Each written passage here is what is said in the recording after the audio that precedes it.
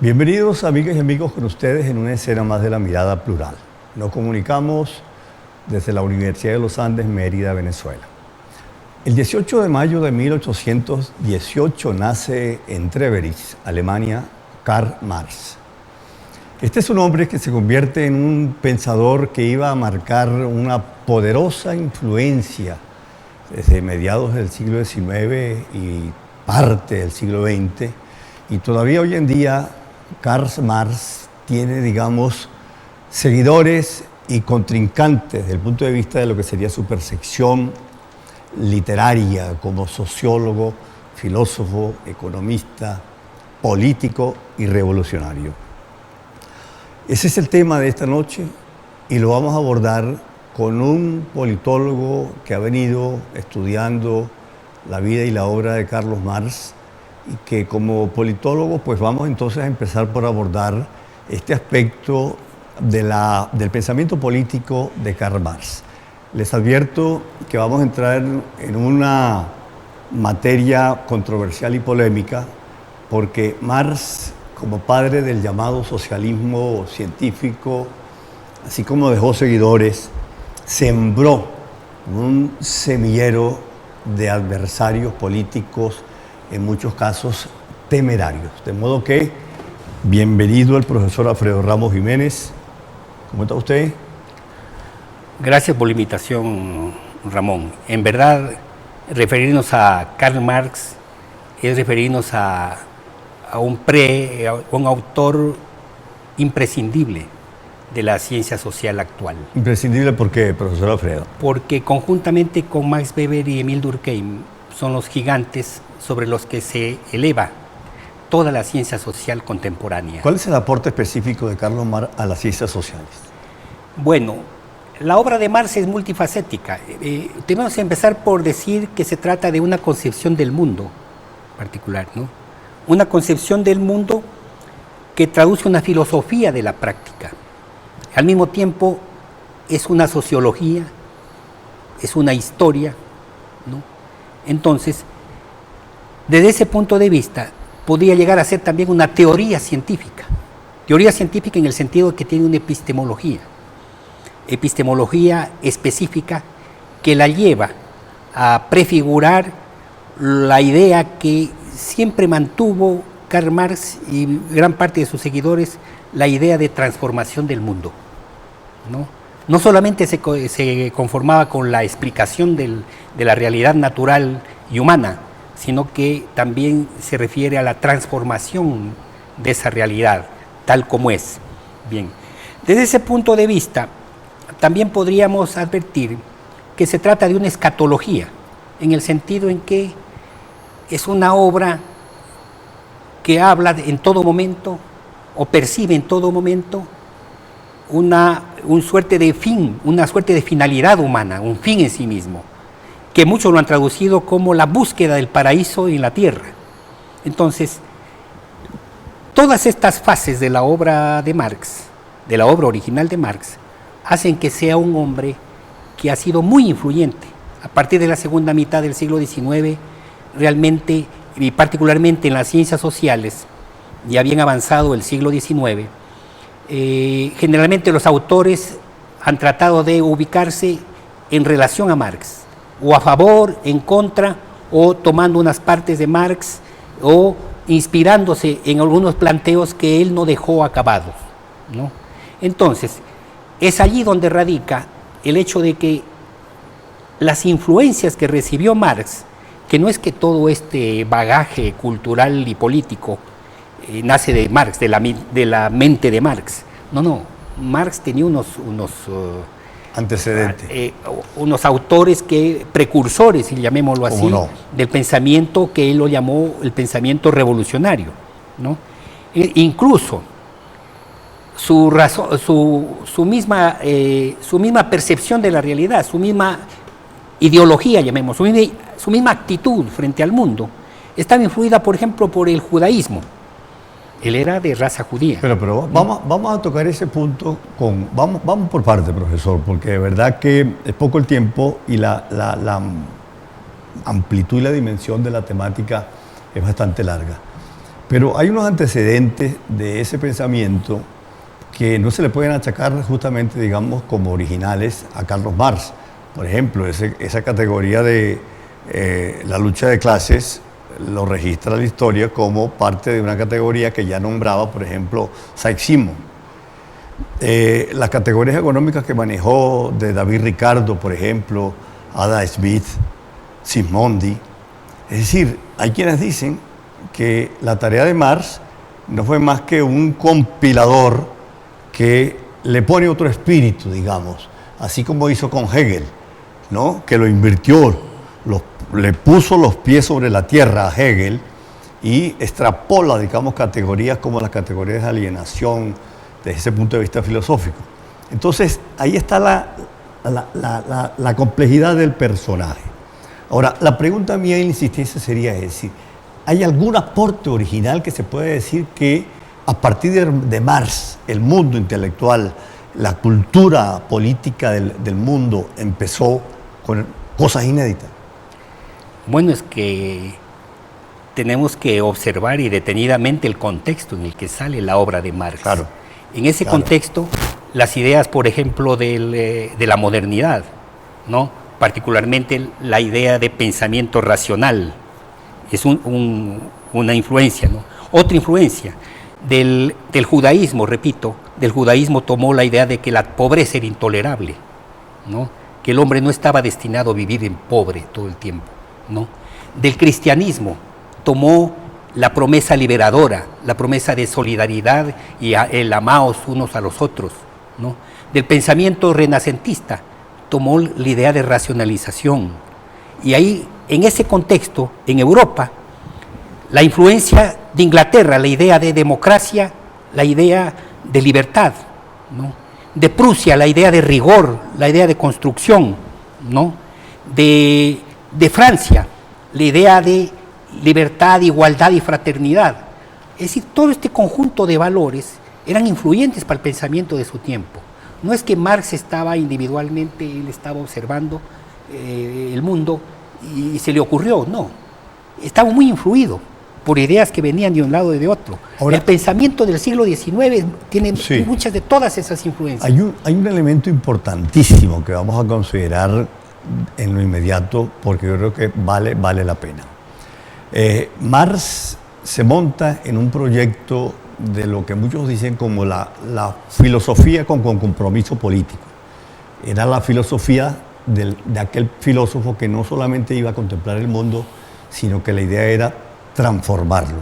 Y en ese proceso, Carlos Marx se le asigna la tarea de redactar un manifiesto, que luego se conocerá como el Gran Manifiesto Comunista. Lo redacta en 3 días, no lo firma, se lo entrega a la Liga de Comunistas, no lo firma, y aquello se convierte en un documento histórico, por lo que vamos a oír en la mirada que tenemos ya preparada del profesor Roberto Chacón. ¿Qué significó el Manifiesto Comunista en esta larga historia de la influencia de Carlos Marx? El Manifiesto Comunista ha sido el mejor manifiesto que se ha publicado en toda la historia de la humanidad desde el punto de vista político. Es el libro que ha tenido más ediciones hasta ahora, después de la Biblia y del Quijote, es el libro con mayores ediciones. El Manifiesto Comunista tiene la particularidad de ser un manifiesto político, pero a su vez también recoge una teoría de la sociedad, de la historia, y hace unas predicciones sobre cuál va a ser los cambios que se pueden producir a partir de las contradicciones que se generan dentro de la sociedad capitalista.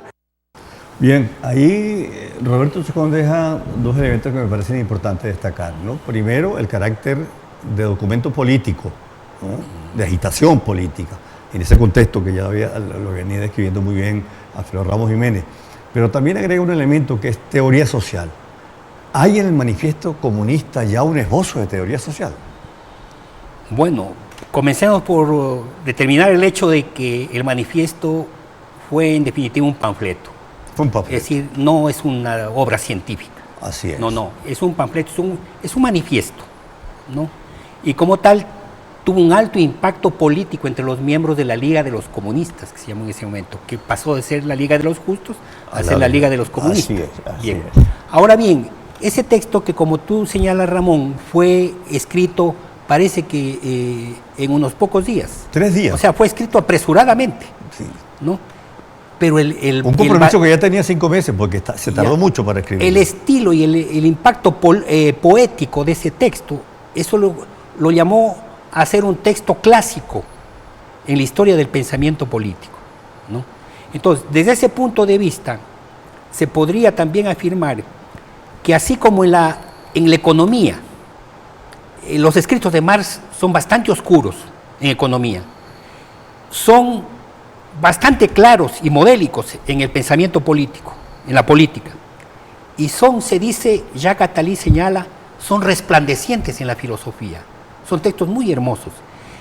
Ahora, conjuntamente con esta obra, el manifiesto, el valor del manifiesto, es el hecho de que allí iban a venir plasmados prácticamente lo que se convirtieron en aforismos citados por unos y otros. Un fantasma recorre el mundo. Tergiversados, de paso. Un fantasma recorre el mundo, el fantasma del comunismo. Proletarios de todo el mundo unidos, no tenéis nada que perder sino las cadenas, todo por ganar el mundo. Eso era un manifiesto llamado a realmente hacer historia, sí, a influir mucho en un movimiento obrero que comenzaba a ser protagonista histórico dentro de la modernidad. Y a tomar la calle. Hay un elemento importantísimo que tiene que ver con el estilo de Carlos Marx. Siempre cuidó mucho la palabra, ¿no? Por su formación humanística. Él era un estudioso de la cultura griega extraordinario.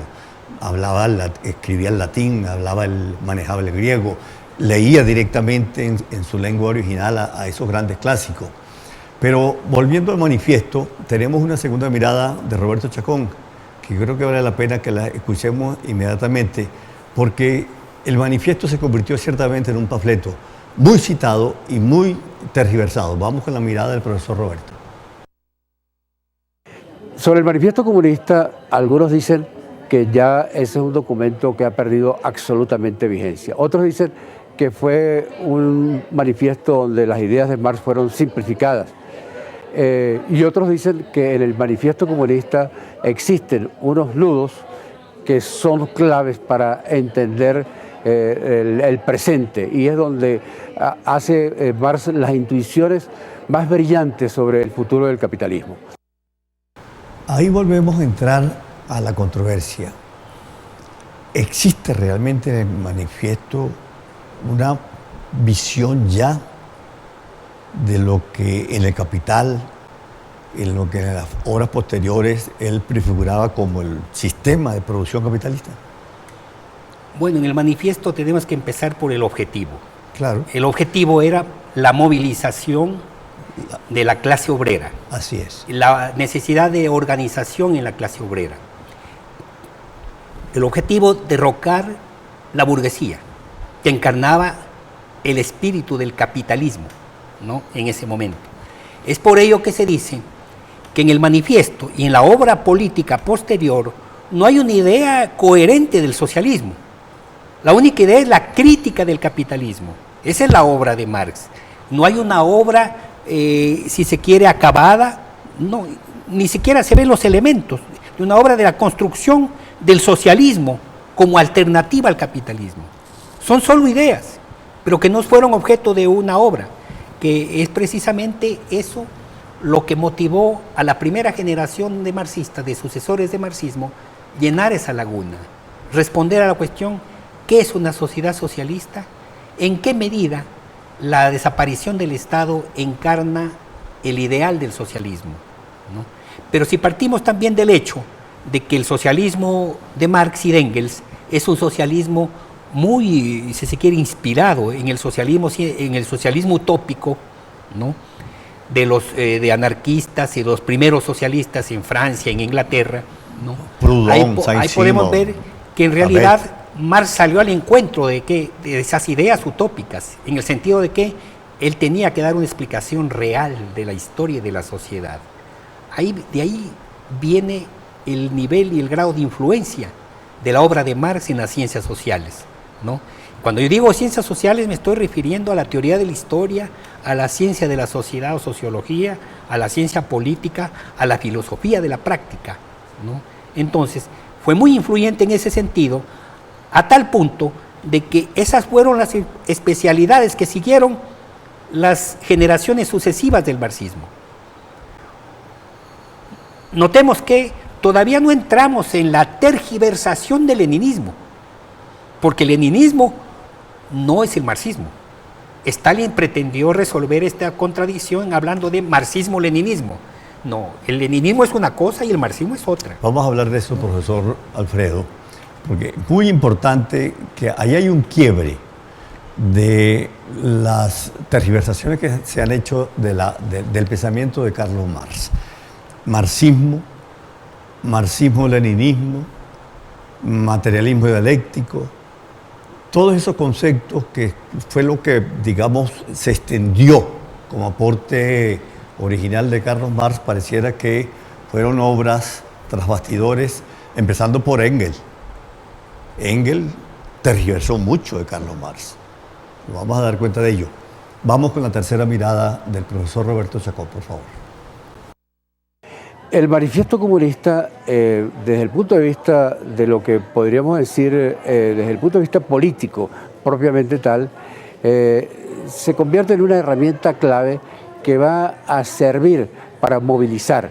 De allí que Marx plantea tesis, por ejemplo, como la lucha de clases es la historia de la humanidad. Toda la historia de la humanidad puede resumirse en la historia de la lucha de clases.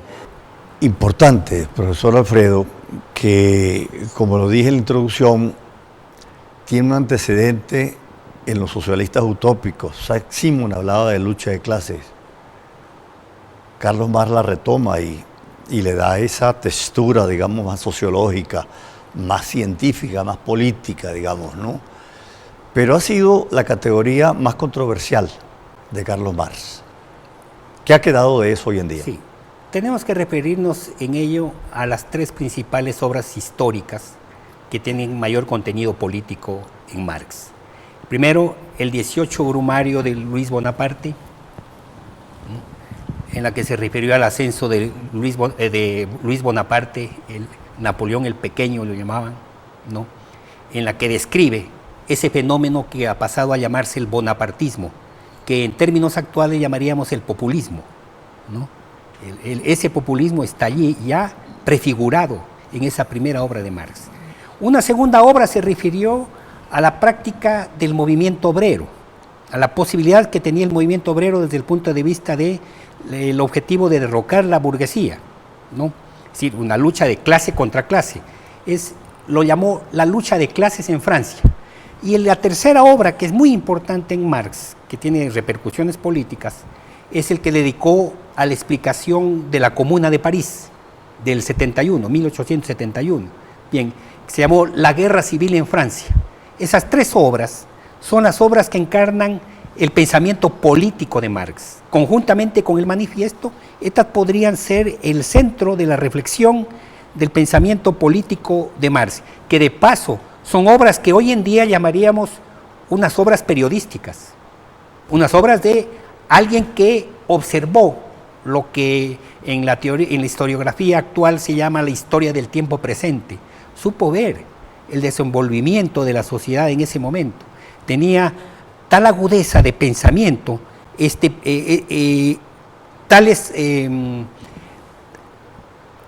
tales expresiones, llamémoslo así, expresiones de la mentalidad europea que le permitieron a él realmente traducir, él solo, el único que pudo hacer ello. Ni Engels. Engels se dedicó más a profundizar en los aspectos económicos. Él mismo, como era un industrial, él tenía esa preocupación, pero la preocupación de Marx fue la transformación de la sociedad burguesa. Ahora, ¿no? Profesor, en este momento uno, digamos, recuerda aquella gran controversia que se dio con los excesos del estalinismo y la necesidad de revisar todos esos planteamientos y toda esa mala práctica del llamado socialismo científico, una vez que se convierte en un monstruoso poder, ¿no? Y gigantesco poder.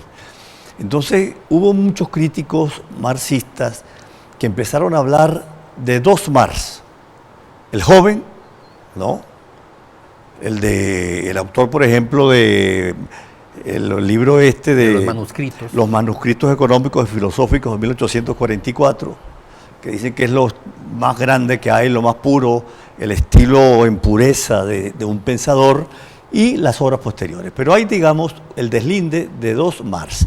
Vamos a ir a la siguiente mirada de Roberto Chacón y volvemos con ese planteamiento, por favor. Quisiera saber su opinión sobre esa dualidad, los dos Marx, el joven y el viejo. A mi manera de ver, el concepto de lucha de clases es restrictivo. Weber dice, el concepto de clases sociales hay que utilizarlo para las sociedades modernas, pero no para las sociedades anteriores a la sociedad moderna.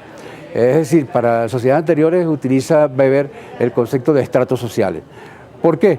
Porque el concepto de clases sociales implica una elaboración distinta. Es una complejidad donde están presentes elementos económicos, políticos, sociales, culturales, individuales. Y ese concepto Marx no lo desarrolla, no está en ninguna parte. Por eso dice este historiador inglés que acaba de publicar un libro en Inglaterra hace 2 años y traducido al castellano este año, el libro Gareth Spillman Jones, se llama Karl Marx, Ilusión y Grandeza. En ese libro dice que uno de los puntos más débiles en la historia de la teoría de Marx es precisamente la lucha de clases. Otro evento importante y controversial, ¿no? Hay quienes señalan que justamente Carlos Marx dejó muchas categorías a mitad de camino, no las desarrollaba. En ese afán periodístico, porque justamente lo que dice Alfredo Ramos Jiménez, el estilo combativo, esclarecido como periodista, ¿no? La Gaceta del Rin, que era una, la Gaceta Renana. y la Gaceta Renana. Y él era muy esclarecedor, muy lúcido, digamos, para percibir esos fenómenos de ese presente conflictivo que estaba viviendo. Pero cuando le toca, por ejemplo, adelantar, acabar, terminar la obra Capital, que es justamente el Capital de Carlos Marx, parece ser que ahí se quedó a mitad de camino. Pero Roberto pone sobre la mesa esa categoría, lucha de clases. Vamos a volver rápidamente a eso. ¿Cómo definía Carlos Marx esa categoría de la lucha de clases? Bueno, en el manifiesto Marx y su colega Engels sostienen que la historia de la sociedad es la historia de la lucha de clases, que esa lucha de clases viene desde la antigüedad, ¿no? Y que se extenderá en el futuro hasta el advenimiento de la sociedad comunista, que es una sociedad sin clases, ¿no? Notemos que la idea de comunismo es tomada del cristianismo, de las primeras comunidades primitivas, todos iguales, todos solidarios, no hay ninguna distinción de clase, ¿no?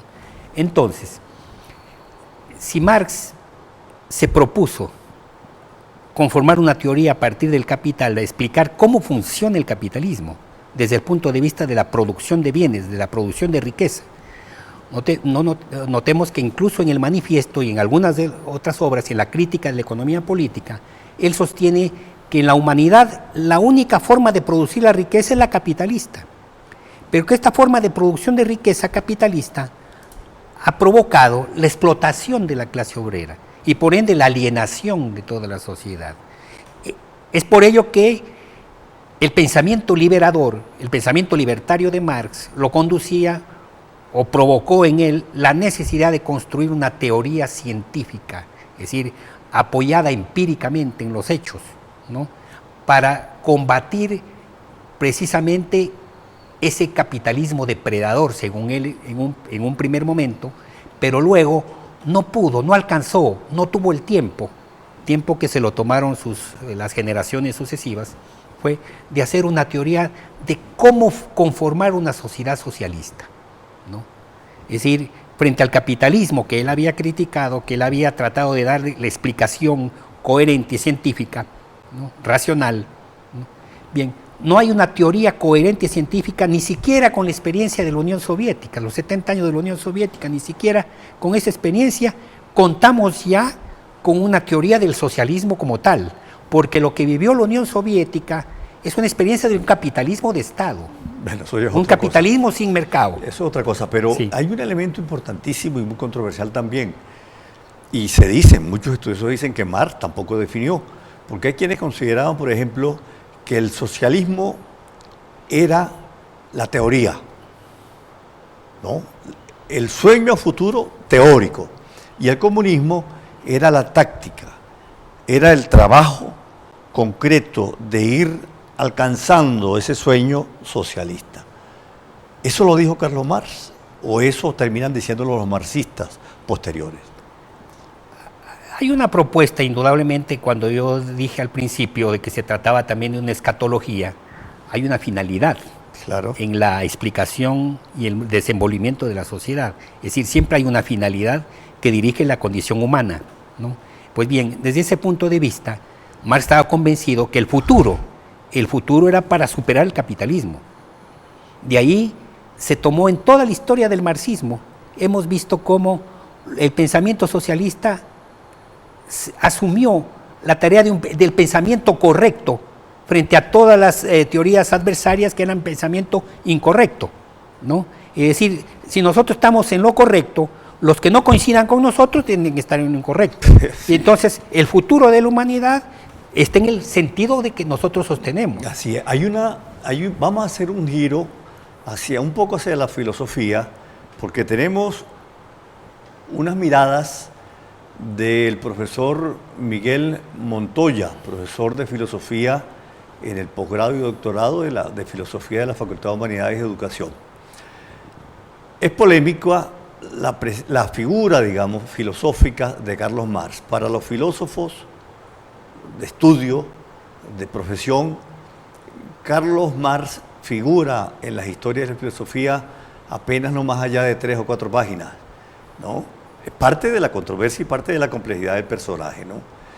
Vamos a ir a la primera mirada del profesor Miguel Montoya sobre un concepto que se mitificó mucho, el concepto de alienación, ese tránsito de la alienación metafísica en un Hegel, en un Feuerbach, y luego una alienación ya más vinculada con el quehacer trabajador del hombre, la alienación del trabajo como producto de su sujeción a los medios de producción capitalista. Vamos entonces con el profesor Miguel Montoya.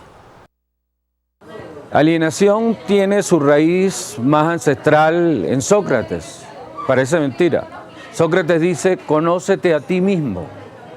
En el principio de identidad que establece Aristóteles y Platón, la identidad de uno mismo en el mundo, pero también entenderse el hombre como parte de la naturaleza, de la fisis.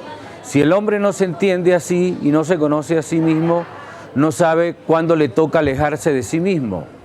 Alejarse de sí mismo significa convertirse uno en un ajeno de sí mismo, porque a la gente no le gusta conversar consigo mismo, se tiene miedo. Hoy usan celulares, hasta se ponen a leer, inventan cosas para no saber de sí mismo, de su adentro. Y de repente se ven en un mundo que no les pertenece, porque nunca han sabido salir a conquistar espacios para su propia alma.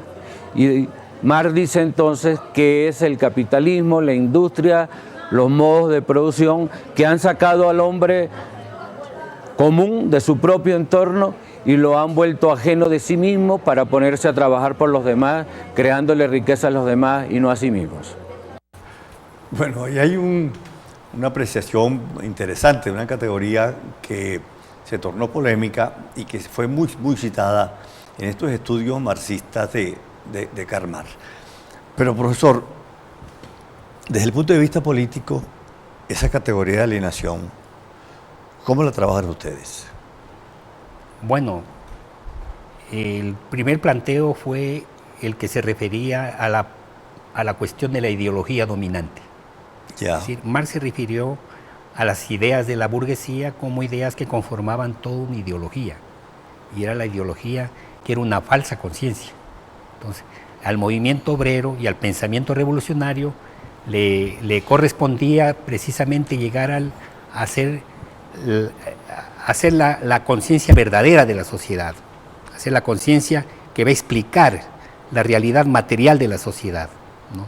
Bien, siendo esto así, desde un punto de vista, yo diría, político, más que filosofía práctica, más una filosofía política, podríamos advertir que tal vez en Marx hubo un objetivo que iba más allá de lo científico.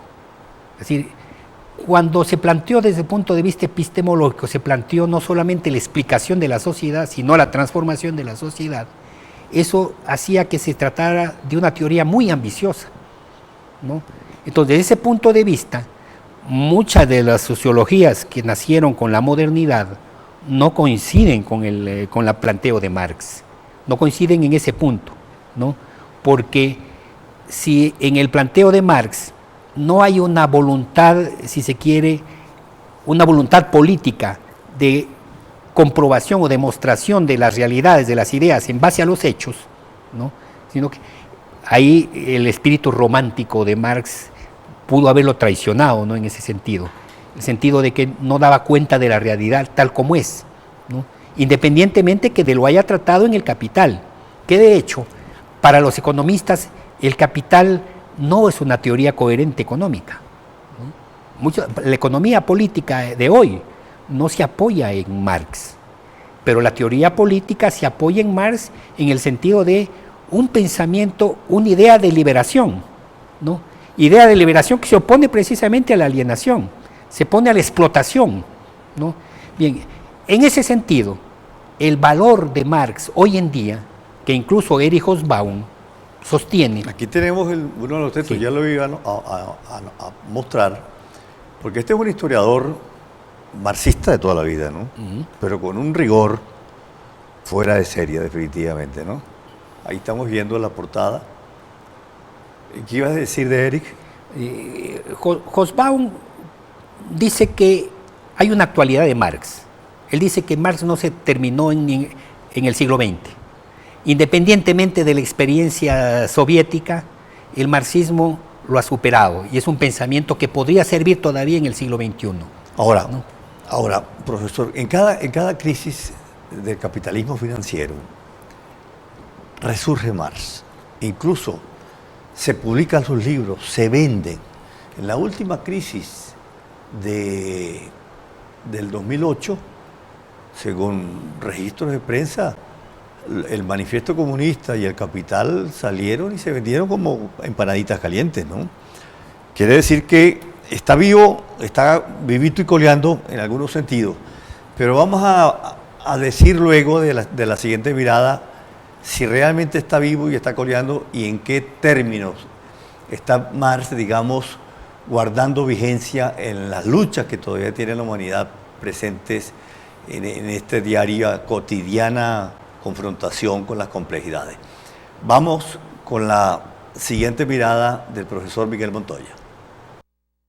Pero ¿dónde está esa sociedad que Marx prefiguró y que todavía no se ha dado? Donde el hombre realmente pueda hacer lo que le plazca y de allí el trabajo no sería alienación. Ese futuro está vedado, eso no se ha dado. Eso era mera metáfora, mero fetichismo. Bueno, ahí está la controversia, es decir, de verdad, ¿dónde está? Después de ¿cuántos? 150 años ya con el más maduro, el Marx de la madurez. De la madurez. Y no hay, digamos, una señal que uno puede decir, caramba, mira, aquí Marx sigue intacto, ¿no? La Unión Soviética fue un fracaso absoluto. Esta experiencia de los países socialistas del este, pues no sé, ya sabemos en qué terminó. Cuba, aquello da tristeza, ¿no? Lo que pasó en Cuba, una isla de tanta prosperidad, de tanta iniciativa creativa, musical, literaria. Eso desapareció, poeta. Bueno, esto de acá... A nombre de Marx. Sí. En nombre de Marx, las experiencias latinoamericanas del marxismo han sido deplorables. Lamentables. Muchas veces. Desde el punto de vista ya de un pensamiento liberador. Tenemos que asumir que el pensamiento de Marx es un pensamiento liberador, libertario, lo llamaríamos, ¿no? Sin duda alguna. ¿No? Bien. todos aquellos que trataron de apoyarse en Marx para hablar de dictadura del proletariado, precisamente es una tergiversación, una estafa histórica, sería esto, ¿no? Porque si bien es cierto, Marx se refirió en algún momento a la posibilidad de una dictadura del proletariado, y quiso decir en el sentido de que el proletariado iba a controlar la nueva sociedad. De ahí que algunos autores hayan sostenido que hubo una cierta ingenuidad en el planteo de Marx, el planteo político de Marx. ¿En qué sentido? En el sentido de que no advirtió que dentro del movimiento liberador, del movimiento obrero liberador, podía surgir un despotismo que podría acabar con toda experiencia liberadora, que es lo que ocurrió. De ahí que, ¿qué tiene que ver el estalinismo con el marxismo? Por Dios. ¿Qué tienen que ver estas experiencias dictatoriales caudillistas en América Latina con el marxismo? Pero no tiene nada que ver. Se hicieron a su nombre, y hay muchos estudiosos de ese rigor de la minucia historiográfica que dan cuenta de expresiones de Marx que eran expresiones realmente autoritarias, ¿no? Expresiones que apostaban incluso al terror y la violencia, ¿no? El texto del 18 Brumario es un texto liberador. El texto del 18 Brumario es un pensamiento libertario. Claro, mira, ¿no? vamos a poner en pantalla, por favor, este texto que me parece importante. Este señor no tiene nada de comunista ni de socialista. Es un judío, ¿no? Ministro de François Mitterrand en Francia. Ministro de François Mitterrand. La virtud de este libro es que trabaja la vida de Carlos Marx con una minuciosidad y con una honestidad extraordinaria. Reconoce lo que tiene que reconocer, pero también dice lo que tiene que decir. Y aquí hay pasajes en donde se pone claramente en evidencia que Marx cayó en terribles contradicciones. Poeta, por ejemplo, Carlos Marx llegó a decir en un momento determinado, según Attali, que sí como no, que en la Rusia zarista podía ser el único país en donde se podía llegar al comunismo sin desviarnos hacia el capitalismo. Es decir, echa por tierra, digamos, una de las especulaciones teóricas más brillantes y más reconocidas. Decir que era el único país en Rusia donde se podía llegar al comunismo sin pasar por el capitalismo. Vamos a la siguiente mirada del profesor Miguel Montoya. Lo que hace es idealizar la materia. Vean ustedes, es la contraposición de Hegel. Para Hegel la materia era una exteriorización del espíritu, una derivación del espíritu. Y Marx lo que hace es idealizar la materia, colocarla como el soporte de todo ente. De hecho, en la naturaleza lo es. El soporte, el sostén, lo que se llama la sustancia, lo que está abajo. Pero al colocar Marx a la materia como el ideal de la salvación humana, también coloca a un estrato de la población que se llama el proletariado, ¿verdad? La convierte en el enemigo principal de los productores que tienen los medios de producción, y desde el análisis histórico de la economía, los modos de producción feudal, economicista, moderno, tecnológico, él va a creer que esos modos de producción se dan por naturaleza. Bueno, ahí hay una complejidad realmente que no podemos, digamos, abordarla porque es compleja. Tenemos en proyección un video quizás mejor acabado, que va más allá de este formato del diálogo, para dejar sentadas, digamos, algunas apreciaciones de esa complejidad de pensamiento. Pero hay un elemento importante, profesor Alfredo, que no puedo dejar escapar. En medio de esta multiplicidad de facetas del personaje Marx, que yo creo que es de verdad de una riqueza extraordinaria, ¿no? Lo que Marx dejó como lección. Yo se lo comentaba a usted en la entrada de este programa, que Marx pudo haber muerto en la pobreza, de hambre, y no muere gracias al apoyo, la ayuda de su gran amigo, de su alter ego, Engels. Pero aquí nosotros vamos a considerar algo que es polémico. Engels tergiversó mucho a su amigo. Ese concepto de materialismo dialéctico, ¿no? Marx habló fue de dialéctica materialista y la concibió como un método para aproximarse a la complejidad de la realidad. Engels la convierte en materialismo dialéctico, es decir, en una filosofía. Y Stalin lo convirtió en materialismo histórico. Y Stalin lo convierte en materialismo. Entonces, ¿de dónde viene esa categoría marxista? Porque Marx dijo, intuyendo, adelantándose a la tergiversación, dice, yo no soy marxista, eso es lo único seguro que tengo. Bueno, yo me voy a referir a un historiador judío desaparecido hace unos pocos años, autor de una obra muy importante y relevante y muy apasionante de la lectura, de Tony Judt. Tony Judt dijo que los marxistas actuales, muchos de ellos, no han leído a Marx. Que porque para ser marxista hoy en día, la gente se conforma con sostener que la historia de la humanidad ha sido la historia de la lucha de pobres contra ricos.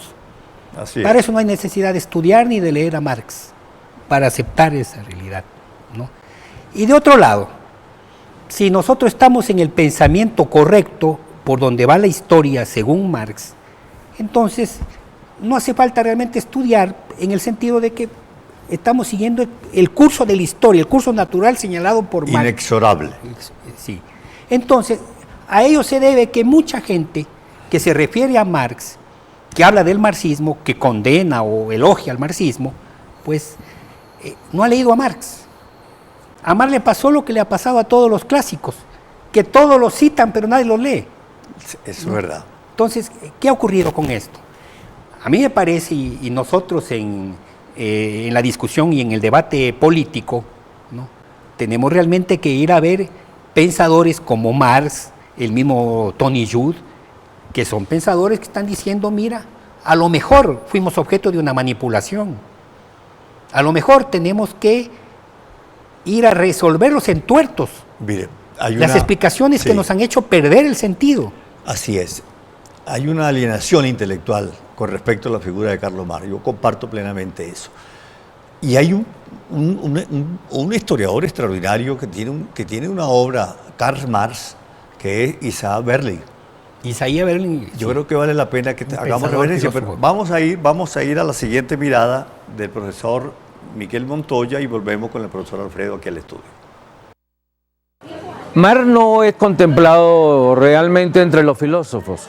Ustedes revisan las historias de la filosofía y a Marx le dedican 4 páginas, 5 páginas máximo. Tiene elementos del materialismo histórico, la dialéctica viene de Hegel, el materialismo viene de Aristóteles. Es lo que hace un gran sincretizador, ¿verdad? Un gran corruptor de doctrinas que las pone a funcionar juntas. Pero desde Hegel él se convierte en un materialismo dialéctico que no está dando nada, no ha dado nada. Vean ustedes, ya no hay izquierda ni derecha. ¿De dónde surgió el nombre de izquierda y de derecha? Lo que yo ofrezco, la derecha, el capitalismo, la otra la izquierda. Ya no se trata de ofrecerle a la gente ideologías, porque la ideología marxista también es opio del pueblo. Bueno, ahí el amigo Miguel Montoya sacó todas las espadas de Damocles para arremeter contra Carlos Marx. No es filósofo, no aportó nada, no dejó nada y no dice nada. Bueno, ¿cómo le parece a usted eso? No, tampoco tenemos que tenemos que reconocer que cuando Miguel se refiere a esto de la izquierda y la derecha, fue el pensamiento de la Revolución Francesa que influyó mucho en los pensadores modernos. El siglo XIX influyó en todos, Así es. sin excepción, ¿no? De ahí nació la izquierda y la derecha. Ahora bien, ese dilema entre capitalismo contra socialismo está mal planteado. Porque el capitalismo es un sistema económico, un sistema de producción de riqueza, producción de bienes. Así es. En cambio, el socialismo, que sepamos, es una proporción de un sistema político. Un sistema político que, por lo que hemos visto en la historia reciente, mira, hasta el socialismo es compatible con un capitalismo salvaje como el de China, ¿no?, con gobiernos plutocráticos como los de la mayoría de los países occidentales, ¿no? En varios países que se reclaman del socialismo, ¿no? Pues bien, a ello obedece el hecho de que no encontramos una teoría de la economía socialista, Pero ahí hay que sea una alternativa al Claro. capitalismo. Sí. Usted está dando pie extraordinariamente para la siguiente mirada de Miguel Montoya, porque señala justamente eso. Hay países que se llaman socialistas, Suiza, Holanda, Dinamarca, en fin, donde hay todavía un reinado. nórdicos. Y él dice algo que me parece a mí muy importante, y por favor, vamos entonces con esa mirada de Miguel Montoya y continuamos entonces con la conversación. Si nosotros fijamos hoy los territorios que en el mundo existen, parece una paradoja, pero los países que mayor calidad de vida le dan a su población son las monarquías, aquellas que intentó cesar y aniquilar Marx. La Unión Soviética, el Reino Unido, Dinamarca, Noruega, España, Holanda, Dinamarca, son reinados, monarquías, y son las que mayor calidad de vida le han dado a sus pobladores. Esa es otra controversia. ¿Cómo establecer una relación entre las experiencias socialistas, el llamado socialismo real que ha habido, con los niveles de bienestar de la población? Y yo voy a ser atrevido en este momento y voy a decir lo que todos los venezolanos saben. Tenemos un gobierno que se autodenomina socialista. La Liga Socialista, un grupo de jóvenes de una época, tirapiedras de la Universidad Central de Venezuela, están ahorita mandando con alianzas internacionales muy precisas en Venezuela. Y ahí está el drama de la escasez y del hambre que de verdad da vergüenza en nuestro país. Entonces, ¿en qué quedamos, profesor Alfredo? Bueno, por aquí vino un profesor alemán, vino a vendernos la buena nueva de un tal socialismo del siglo XXI. Sí, como yo lo entrevisté Así aquí, lo por llamó, cierto. Así lo llamó Heinz Dieterich. Así es. Pues de ese socialismo del siglo XXI, ¿qué es lo que ha quedado? La mayoría de los que llevaron adelante las banderas del socialismo del siglo XXI están en la cárcel o van próximamente a estar en la cárcel, ¿no? Es decir, la corrupción rampante en nuestros países latinoamericanos no podía ser atribuido al socialismo, una idea socialista, ¿no? El socialismo al que se refirió el vicepresidente Linera en Bolivia, para hablar de el sistema multicultural basado en el indianismo, ¿puede llamarse socialista esto? Ahora, lo de Cuba, eso ya francamente, el mismo Fidel Castro reconoció que eso no tenía nada que ver con el socialismo. Sí, reconoció el y fracaso. que a ellos no les había servido para nada lo del socialismo. Así lo es. advirtió y lo dijo. Entonces, Así ¿qué era? es. Fue un oportunismo político para ubicar a Cuba, identificar con los ideales de la Unión Soviética en el mundo de la Guerra Fría. Eso fue todo. Ahora, Entonces, usted... perdón, y hay que señalarlo. En los países como Cuba, los países que se llamaban las democracias populares, Europa del Este, los que llamaban los países socialistas, es donde menos se estudió a Marx. Los desarrollos de la teoría marxista son de Occidente, no son de esos países, de ninguno de esos países.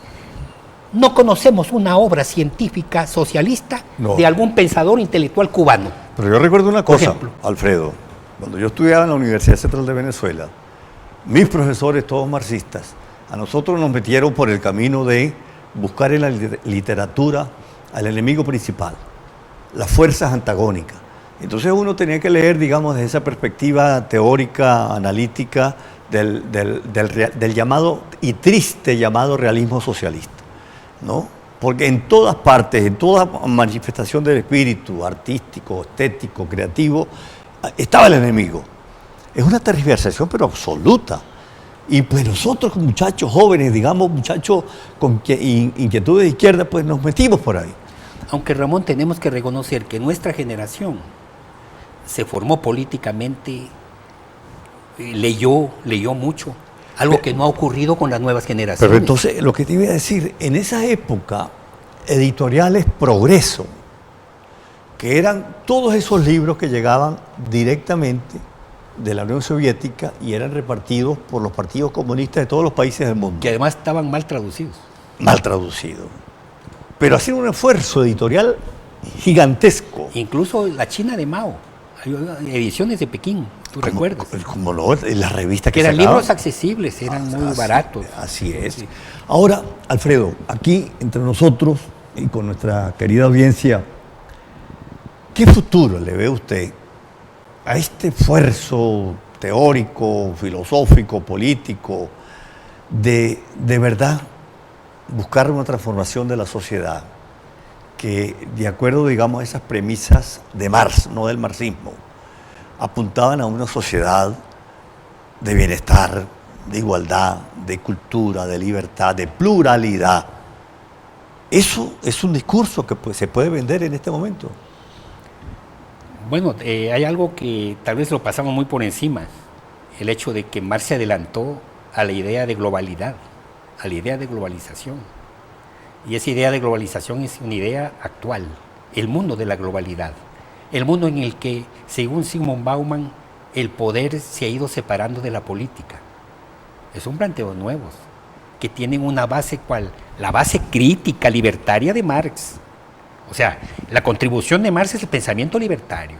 Es decir, si nuestro objetivo es la autonomía, independencia humana, el autodesarrollo de los hombres, ¿no?, pues Marx es uno de los que contribuyeron precisamente a plantearlo dentro del mundo de la modernidad. En el mundo actual de la globalidad tendríamos que replantear el pensamiento primigenio de Marx no en el marxismo como tal, como lo hemos conocido, sino con una idea ahora de libertad, la idea, por ejemplo, de la concepción nueva del Estado. ¿Qué es el Estado? Así ¿no? es. Ese es, por ejemplo, un planteo científico-político Bueno, que tiene mucho que ver y que las lecturas de Marx han servido y han pueden ayudado a prestarse. replantearse críticamente Pero este asunto. también hay que preguntarse dónde está el poder en este momento en el mundo. ¿Quiénes son los que mandan? Ciertamente. ¿Quiénes deciden los destinos, las orientaciones de este mundo globalizado en el que estamos? Profesor Alfredo, como siempre, Ramón, a la orden, siempre. Ha uno sido se un va gusto. ilustrado hablando gracias. con usted de verdad. Y está comprometido para un documental que estamos haciendo con el licenciado Dalí Ruiz, el canal de la Universidad de los Andes, porque queremos dejar de verdad más elaborado, no con esta pasión del diálogo, un trabajito, digamos, más orientado hacia la academia reflexiva y conocedora. De modo que están invitados para este documental. Dentro de poco, pues la estaremos viendo por esta misma señal. Muchas gracias, amigo.